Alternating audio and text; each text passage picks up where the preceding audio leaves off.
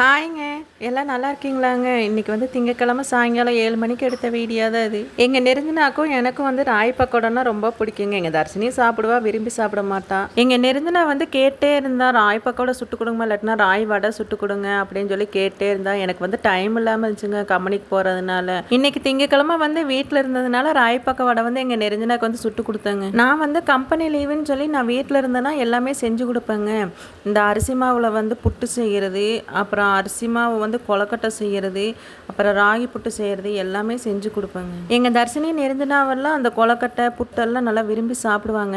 அம்மாவுக்கு வந்து டைம் இருக்காதுங்க, அதனால் வந்து அம்மாவை வந்து நாங்கள் ஃபோர்ஸ் பண்ண மாட்டோம் செஞ்சு கொடுமா அப்படின்னு சொல்லிட்டு நாங்களே செஞ்சுக்கோம். லீவ் இருந்துச்சுன்னா நான் செஞ்சு கொடுப்பேன். ராகி பக்கோடாவுக்கு வந்து என்ன போட்டேன்னு பார்த்தீங்கன்னா வெங்காயம், பச்சை மிளகாய், கருவேப்பிலை, மல்லித்தலை எல்லாம் அது மட்டும்தாங்க போட்டேன். நான் வந்து பொட்டுக்கலை போடுறதுக்கு மறந்துட்டேங்க, அப்புறம் தாங்க போட்டேன். ஒரு அரிசல் எடுத்துகிட்டு தான் பொட்டுக்கலை போட்டு கலக்குனேன். சோடாப்பு போடலான்னு சொல்கிறாங்க, ஆனால் சோடாப்பு வந்து வயிற்றுக்கு வந்து சேராது அப்படின்னு சொல்லிட்டு நான் போடலைங்க. இதே வந்து நம்ம ராகியாவும் வாங்கிட்டு வந்து மிஷினில் கொடுத்து அரைச்சி அப்படியும் செய்யலாங்க. அது நல்லா சாப்பிட்டா நல்லா இருக்குங்க.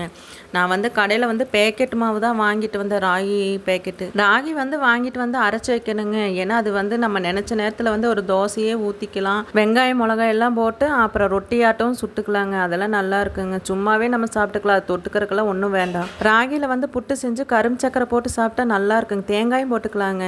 மூணையும் சேர்த்து சாப்பிட்டா நல்லா இருக்குங்க. ராய் மாவில் வந்து எத்தனை வகையாக செய்யலாங்க, அதெல்லாம் உடம்புக்கு நல்லது தாங்க. ராய் பக்கோடா வந்து நான் வந்து சொல்கிறக்குள்ளே எங்கள் நெருஞ்சினா வந்து அம்மா சுட்டுட்டீங்களா, ஒரு அரிசியில் எடுத்துட்டிங்கன்னா கொடுங்கம்மான்னு கேட்டே இருந்தாங்க.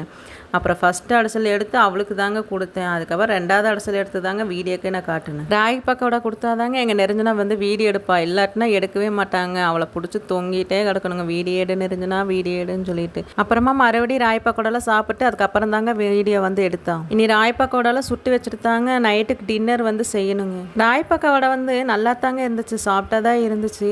சுட்டு வச்சிட்டோம்னா காலையில் ஸ்கூலுக்கு கூட எடுத்துகிட்டு போய்க்குவாங்க.